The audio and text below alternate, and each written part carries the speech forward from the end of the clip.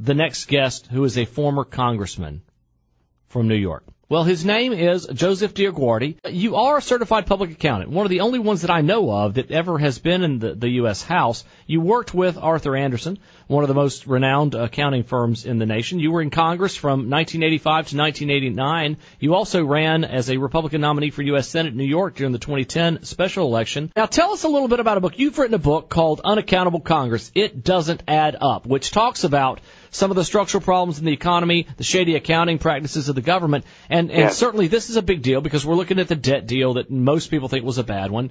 We have a government spending still out of control. This does nothing to really rein in the entitlement problems we've got.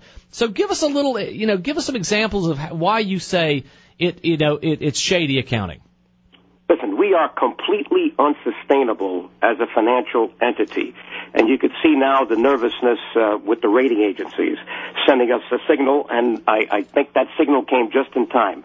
We're spending money we don't have, we're borrowing from countries that we don't trust, and we've got a credit card mentality. The main motivation for people in elective office is to get reelected. And they like the numbers that make them look good. Nobody wants to tell you today that the debt is really over $60 trillion. It's not 14.3. That's the bonded debt. That's Treasury bills, Treasury bonds, savings bonds, if there are any more of those. But if you add in the unrecorded, unfunded liabilities for Social Security, Medicare, civil service pensions, federal pensions, and these are on a pay-as-you-go basis, the last two, you come up with that number. And this is on a present value basis. And this is not just what accountants come up with. Actuaries determine that. Why? Because they got to do it for General Electric, IBM. When they put out their balance sheets and have certified audits, they have to put the liability on those balance sheets for the future pensions and other entitlements and benefits that are owed for people still working and those retired. Now, if it's good for the Securities and Exchange Commission to protect shareholders, why isn't it good enough for the U.S. government to protect taxpayers? This is why I wrote the book in 1992. I updated it last year.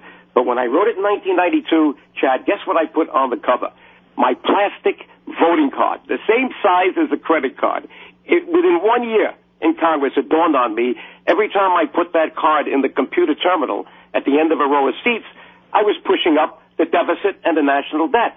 And on that cover, I put congressional credit card, credit line unlimited, expiration date never, bill to future generations. The new iteration of that, just last year, an unaccountable Congress, was a national debt card weighing on the backs of the young people that are standing underneath the Capitol as it's burning. In this state, we have a Dale Falwell, a representative from Forsyth County, that is pushing for general accounting standard practices, GASB, call them GASB laws, with local governments, forcing them to account for all of the things at the local government and state government level. We're now accounting for in this state the unfunded and funded liabilities. So we know that our pension problem is substantial, that our state debt may be $2 billion, or we may be $2 billion in the hole, and they had to cut that much spending. But there's a larger unfunded liability that's tens of billions on down the road that we are now accounting for. They don't have GASB business practices in the U.S. Congress, do they? No, they don't. GASB was set up to bring the right kind of accounting principles to the states and municipalities. And they're working right now on an exposure draft for pensions. And why is that important? Because the rating services have now said that they're going to look at not only the bonded debt for the states, but they're going to look at what has been unfunded and what their liabilities are for the entitlements before they give a AAA bond rating. So this is going to be really important for the future. So you have GASB for the states, you have FASB for the private sector, that's the SEC reporting companies, and you have another agency called the Federal Accounting Standards Advisory Board, FASAB, for the federal government. That was created as a result of a bill that I had a lot to do with in 1990 called the Chief Financial Officer Act, where we said it's about time that we come up with generally accepted accounting principles for the federal government.